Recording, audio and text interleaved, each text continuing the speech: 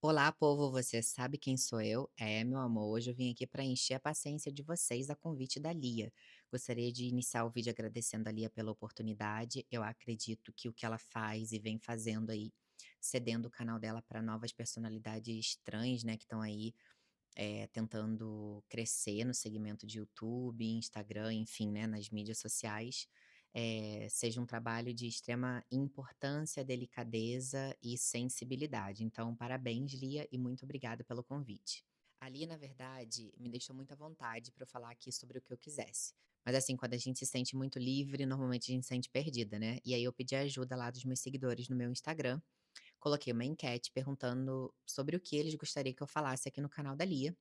E, para minha surpresa, dentre as possibilidades, tinha o fator transexualidade, mas o que ganhou na votação foi para eu falar, fatos sobre mim. Então eu decidi fazer um vídeo de 10 fatos sobre mim, e depois no final eu vou dar aqui um bônus para vocês falando um pouquinho sobre transexualidade, mas sobre um ponto específico que eu acho que poucas pessoas tratam. Então vem comigo. Bom, o primeiro fato sobre mim é que eu sou casada. Eu tenho uma relação estável aí já de 7 anos. A gente namorou durante 3 anos, eu no Brasil, ele aqui na Suíça. E depois, né, eu vir pra cá, ele ir pra lá, essas idas e vindas aí amorosas de relacionamento à distância, nós resolvemos nos casar. Estamos juntos há 7 anos e, um conselho que eu dou aí para os casais que estão iniciando aí relacionamento, muita paciência, muita conversa, porque eu acho que o combinado não sai caro, tá. Nós estamos longe de ser uma família tradicional. O núcleo familiar que eu escolhi pra mim somos eu, meu marido e minhas 2 cachorrinhas, por enquanto, talvez uma terceira aí, vamos ver. Mas, é isso. Então eu tô longe de querer uma família tradicional, eu tirei da minha cabeça totalmente a ideia de casar, ter filhos e seguir aquela propaganda de margarina, sabe, aquela família de propaganda de margarina.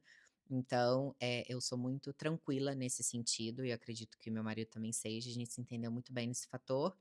E, sobre isso também, né, sobre procurar pessoas que tenha, interesses iguais ou parecidos, alguma coisa tem que ter ali, pra equilibrar a situação, sabe. Cada um precisa ser um, né, indivíduos separados, mas tem que ter alguma coisa ali que ligue-os em comum, sabe. E no nosso caso, é porque nós somos uma família muito fora do padrão, e eu amo isso. O segundo fato sobre mim tem a ver com o primeiro, né, que eu sou brasileira, mas eu moro na Suíça. Moro na Suíça há 4 anos, desde que me casei, mas venho pra cá já há 7 anos. E aí, foi uma decisão muito fácil, gente. Não, mentira. Mas foi mais ou menos assim, eu estava estudando lá pra eu iria ser enfermeira no Brasil, já estava quase no 4º ano, quase terminando a faculdade. E aconteceu essa história toda, né. E nesse meio tempo aí tinha várias coisas acontecendo na minha vida, eu acho que daria um vídeo só sobre isso, mas se você quiser saber um pouquinho mais do meu passado, da minha história, você pode ir lá no meu canal, fique à vontade, tá bom? Então, a gente estava nessa fase aí de namoro, indo e voltando, a gente decidiu que nós precisávamos seriamente falar sobre passar mais tempo juntos, né, namoro à distância, a gente dá certo até a página 2. Então, ele ia pra lá, eu vinha pra cá, mas nunca era aquela coisa de mais de 3 meses juntos, né. E como é que você vai saber se uma história vai dar certo assim? Não tem como. Aí a gente decidiu que algum de nós teria que ceder. E, como a gente já sabe, nos casos amorosos aí de relacionamento, normalmente é sempre a mulher a ceder, né? Sempre tem o fator assim, carreira. E a gente sempre dá prioridade à carreira do homem, né? Nesse caso, mais ainda, porque o Filipe tem 48 anos, eu na época tinha 22. Então, eu estava no início, né, decidindo ainda o que eu queria pra mim, ele já tinha uma carreira consolidada aqui, então era muito mais fácil eu vir pra cá do que ele ir pra lá. E também, né, gente, porque não tem como comparar a Suíça com o Brasil, né, não vou entrar aqui nos méritos, mas é a Suíça, não é Brasil. Então, eu preferi vir pra cá, e desde então a gente tá junto. O terceiro fato sobre mim, também tem relação com isso tudo, são os idiomas que eu falo. Eu falo inglês, português, falava espanhol, mas depois que eu aprendi a falar o italiano, meu espanhol enferrujou de uma maneira que eu não consigo mais resgatar. Eu tenho até que ver isso. Tenho muita vontade de falar outros 2 idiomas que eu tenho paixão, que são o francês e o alemão. São 2 objetivos que eu tenho na minha vida, assim, que eu vou trabalhar com carinho, como se fosse um hobby, mas que estão aí na lista de coisa que eu quero fazer. Eu amo poder falar, eu amo poder me comunicar, acho que vocês já perceberam. Sou de Gêmeos, então sou muito comunicante, muito falante, muito tagarela, e eu acho que comunicação é pra mim, então acho que língua é maravilhoso e é sempre bom aprender, né, gente, chegar num lugar assim, você saber falar com todo mundo, entender todo mundo, né. Ainda mais no nosso caso que a gente sabe que de vez em quando dá aquela tem umas olhadas, umas coisas, aí tem um ali, um falando aqui, um falando ali, e entender o que o povo tá falando é sempre útil. O quarto fato sobre mim é que eu já fui Miss, gente. Vou contar esse fato aqui porque eu assisti recentemente um vídeo da Ariadna, dizendo que às vezes a nossa história é simplesmente esquecida e eu vou acender esse foguinho aqui. Eu fui a primeira mulher trans brasileira a participar do Miss Brasil Bi-Emotion. Isso aconteceu em 2017. Se vocês derem um Google aí, vocês vão ver todas as matérias. Eu saí no G1, eu saí na revista Veja, saí até na Capricho. Gente, o sonho de toda menina, revista Capricho, tava eu lá no portal Capricho. Amo esse fator da minha história, foi assim, um divisor de águas muito grande na minha vida. Eu nunca esperava ter sido assim, ter participado, feito o trabalho como modelo, não, eu não me via jamais como um modelo, assim, nada, sabe. Inspirar pessoas, não, até então eu sempre corria muito atrás do meu sonho, só isso. E dali nasceu essa vontade de comunicar, de falar sobre a minha vida, sobre a nossa vida, né, sobre o nosso ponto, mostrar para as pessoas o mundo com a nossa ótica. Acho que partiu dali. O quinto fato sobre mim é a minha carreira, né, gente? Eu falei pra vocês que eu estudava enfermagem, mas aí eu vim aqui pra Suíça, né? Uma das condições que eu falei pro meu marido na época assim: olha, eu abro mão aqui dos meus estudos aqui, mas eu vou ter que estudar aí também. E você sabe que ninguém chega no outro país assim trabalhando facilmente, não, né? Ainda mais aqui na Europa, que pra tudo você tem que ter formação. Então eu falei, eu vou, mas eu vou estudar, eu vou pra estudar. E aí ele aceitou de boa essa condição, claro, que senão nem viria, né, na época, tipo assim, tem uma balança ali pra pôr, né. E aí ele falou: "Não, claro, você tem que ser independente, você tem que ter a tua carreira, é isso mesmo". E aí eu cheguei aqui e comecei a estudar estética. Eu fiz a BTM de Milano, né, que é a escola de estética renomada aqui em Milão. E, me formei recentemente, foi em julho do ano passado, acabei de receber o meu diploma e estou muito animada aí para entrar no mercado de trabalho, numa das coisas que eu mais sou apaixonada em fazer, em tratar na minha vida, que é estética, seja ela, de maneira geral, superficial, não interessa, eu adoro fazer desde tratamentos a maquiagem, tudo, gente. Amo o mundo da beleza e eu acho que o universo alinhou isso pra minha vida, sabe, porque né, tem a ver com o andar da carruagem, né. E eu acredito que o que me move nessa direção é saber que quando a gente olha no espelho, a gente, quer ver algo que a gente gostaria. E eu quero ajudar as pessoas com isso, né, óbvio, e melhor ainda fazendo quando você tem retorno econômico. Então a estética te permite isso, e é um ponto forte, assim, que eu adoro, amo. E amo pessoas, amo lidar com gente, amo o mundo da beleza. Uniu isso tudo aí num pacotinho e nasceu essa minha profissão que eu tô louca pra iniciar e a experimentar. O sexto fato sobre mim é que eu já tive, assim, os 2 extremos do transtorno alimentar. Eu já fui obesa, eu já pesei mais de 116 quilos, tá, o máximo que eu cheguei aí. E também já fui extremamente magra. Não digo anoréxica, mas teve um iniciozinho de bulimia, uma coisa assim.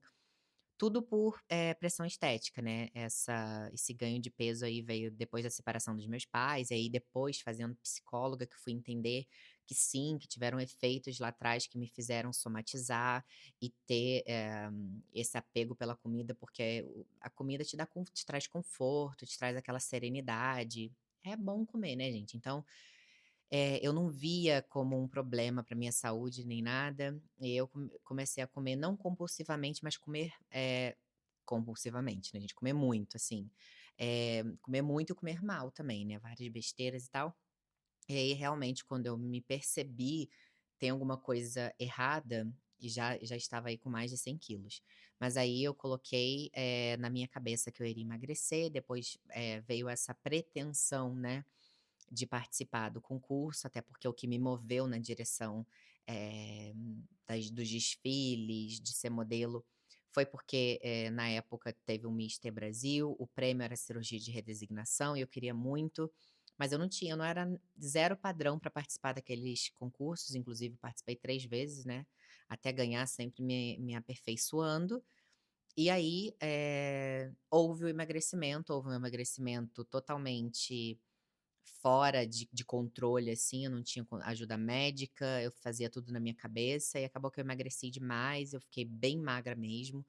Tem uma reportagem que eu fiz pro RJ do Rio, né, um jornal que tem que quando eu assisto aquele vídeo eu falo: "Caramba, eu estava chegando assim, parecia uma uva passa", sabe, assim, você vê os ossinhos e a pele por cima. E é isso, né, gente, depois eu fui trabalhando isso em mim, melhorando a minha estética. Hoje em dia eu tô com uma treinadora, eu tô com dieta tranquila, inclusive tô numa fase agora de mudança no meu corpo. Tá vindo aí uma vida mais fitness, uma vida mais Graciane Barbosa, uma coisa assim, né. Aí eu comecei a comer melhor, comecei a frequentar academia para ganho de massa muscular, vocês já sabem todo esse processo aí de bicha padrão, né, gente, academia tem que ter, então assim, vamos fazer os requisitos para ser padrão, a louca. Não, mais ou menos.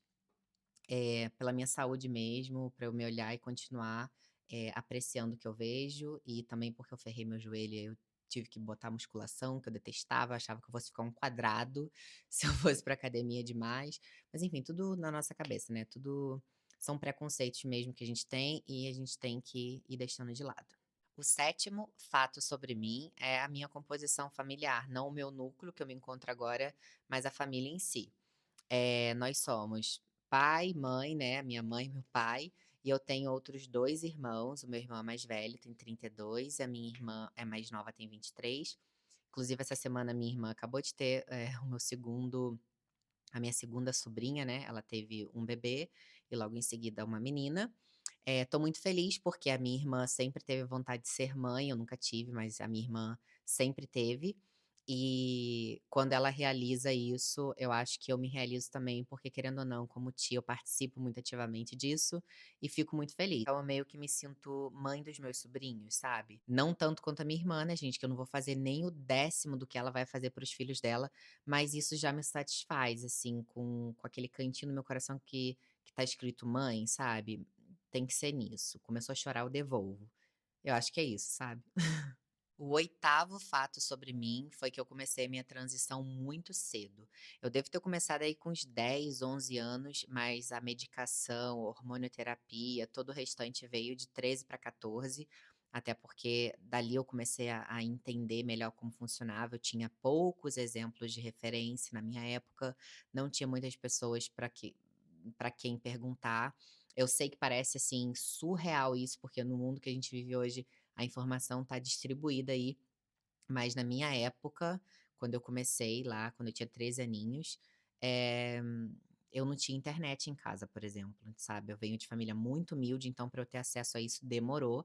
E mesmo tendo acesso depois através de lan house, através do computador da escola, quando chegou a internet na escola, na biblioteca pública e coisas desse tipo, informações até hoje, né, gente, a gente vê aí que pra gente, pra quem é trans, tem pouquíssima informação, tem pouquíssimo profissional que se especializa nesse setor.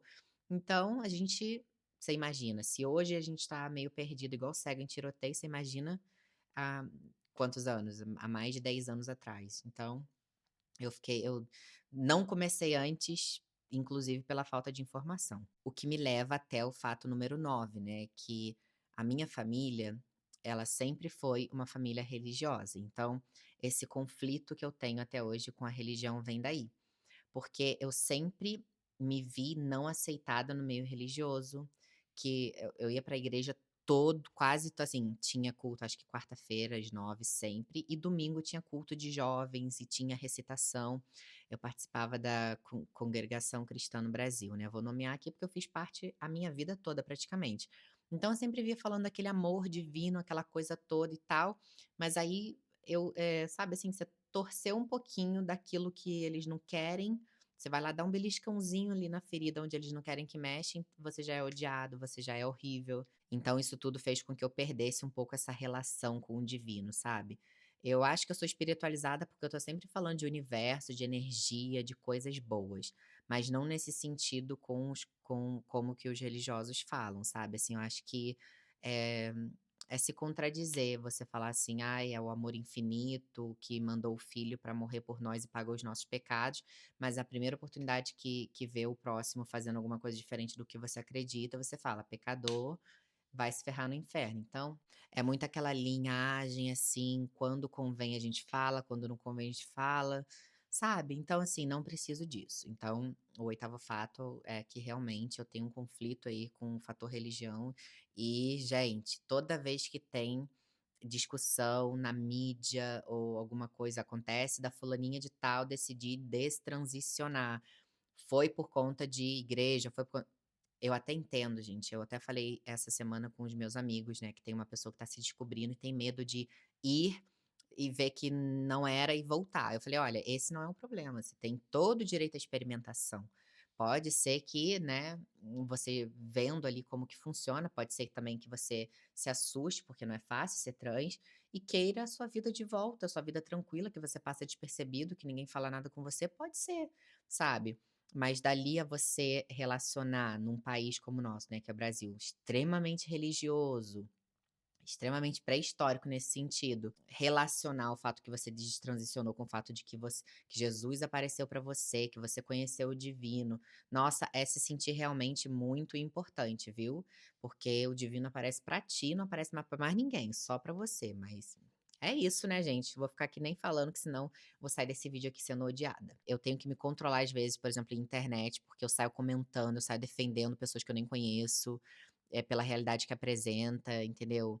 E eu sempre fui essa pessoa e tal. Hoje em dia eu tô dando mais uma acalmada, inclusive eu até falei isso com a minha psicóloga também, que eu tenho essa mania, assim, sabe, de querer resolver os problemas do mundo, sabe. Mas aí depois eu me encontro cansada e com aquele sentimento assim: "Cara, eu tô olhando pra todo mundo, mas será que todo mundo olha pra mim?". Então não levo desaforo para casa, tá. As minhas relações interpessoais são de mão dupla, enquanto tá fluindo, enquanto tá bom, a gente vai continuando e tal. Isso com amigos, isso com familiares. Inclusive tem muitos familiares que eu me afastei, familiares próximos, tipo irmãos do meu pai, irmãs do meu pai. Algumas por parte de mãe também, eu não tenho esse problema em afastar pessoas, em receber novas pessoas também, não tenho problema nenhum. Eu conheço pessoas que entraram há pouco tempo na minha vida e têm um papel muito importante, e pessoas que fizeram parte da minha vida toda e que não têm papel nenhum. Então, realmente eu aprendi a não criar, não deixar que essas pessoas, desaforadas, sabe, se colocassem diante de mim como se eu tivesse que suportá-las, porque ou é familiar ou porque é uma figura importante no cenário, se acha importante, né. Então assim, independente de quem seja, se me atacar, eu vou atacar também. O décimo e último fato sobre mim é que pode não parecer, mas eu sou uma pessoa extremamente insegura quanto à minha aparência. Eu acredito que isso tudo se dê à disforia, junto com a dismorfia que eu tenho, né? Porque eu já falei com vocês que eu tive problema de alimentação, com peso e tal. E a disforia, né, gente? Porque nascer em um corpo e ter que se adequar a outro não é moleza, não. Então, de vez em quando, essas questões se apresentam muito fortemente na minha vida.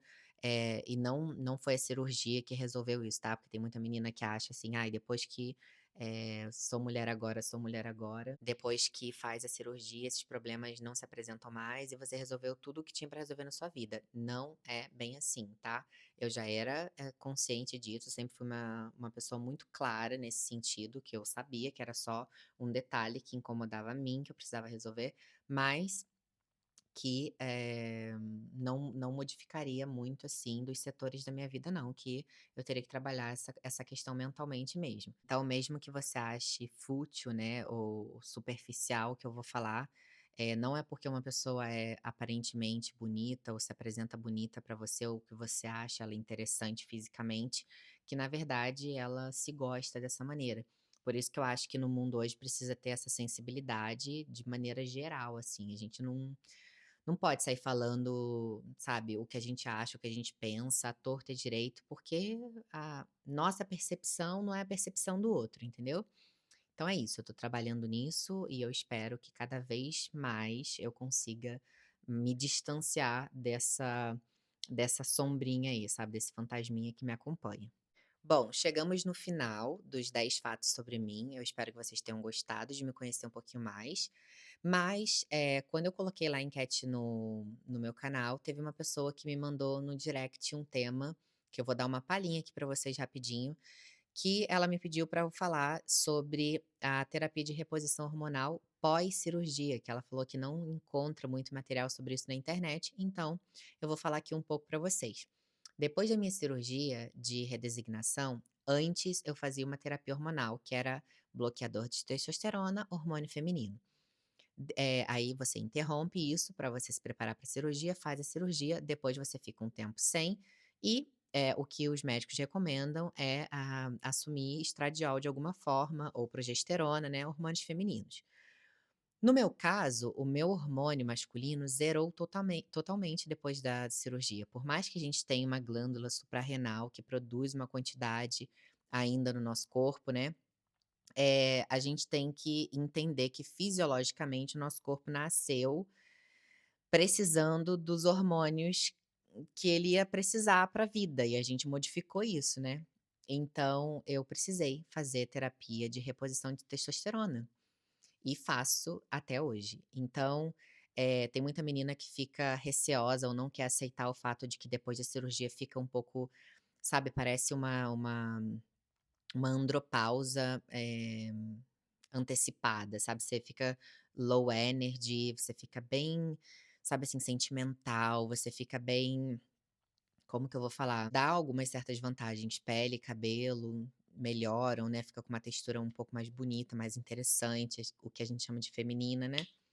Mas, em contrapartida, a gente tem esse problema aí de funcionalidade mesmo, problemas funcionais. Você fica com menos energia, você fica com menos força, você fica com menos libido, menos disposição. Então, precisa, em algum momento, estar repondo essa testosterona.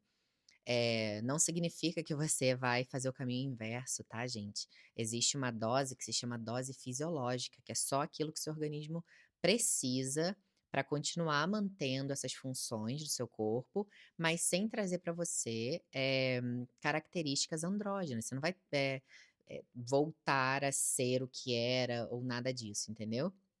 Então, eu faço a terapia de reposição hormonal com testosterona. Hoje em dia eu uso só testosterona. Eh, Me sinto muito mais feliz, me sinto muito mais, acesa. É como se em algum momento depois da minha cirurgia eu tivesse apagado, não me reconhecesse, porque eu fiquei muito low energy, sabe, assim, eu fiquei assim, parecia um vegetal, gente. Eu sei que é horrível falar isso, mas parecia um vegetal, sentimentos muito embaralhados, muito misturados ali, eu não consegui me entender muito bem.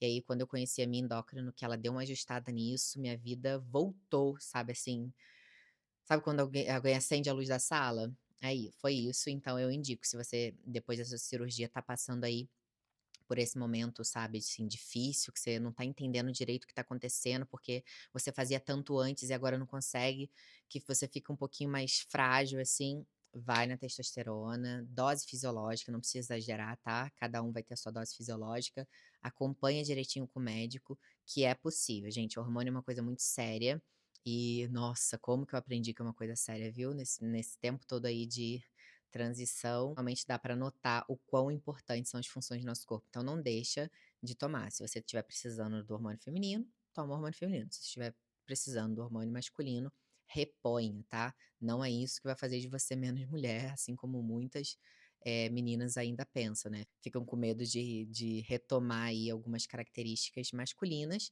Não, o que pode ter é um aumento de pelo, mas assim, eu acredito que toda menina trans, primeira coisa que faz quando pode é laser, então é isso. No mais, eu indico a vocês a estarem aí com a terapia de vocês em dia, seja hormonal, seja terapia psicológica, tá? Remedinho, se tiver que tomar, toma, gata. Se tiver que tomar, toma. Eu sei que nem sempre para todo mundo isso tá ali à portada de mão. Pode parecer também para vocês que para umas é mais fácil que outra, mas todo mundo tem o mesmo início, sabe. Todo mundo fica ali perdida sem ter informação, e eu tenho certeza que igual ao meu caso, existem vários no Brasil e no mundo. Eu comecei numa família muito, muito humilde, então para eu ter acesso às coisas, foi muito, assim, passinho de formiguinha, mas a minha vontade me levou à minha conclusão que vocês estão vendo aqui hoje, tá bom?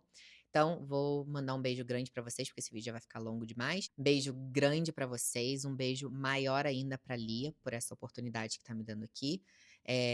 Vou pedir pra ela deixar as minhas redes sociais aqui, se vocês quiserem ir lá mandar uma mensagem com amor, tá, gente? Com amorzinho pra mim. Normalmente eu tô sempre no Instagram, tá, gente? No YouTube agora eu tô menos, mas eu vou ver aí de retomar.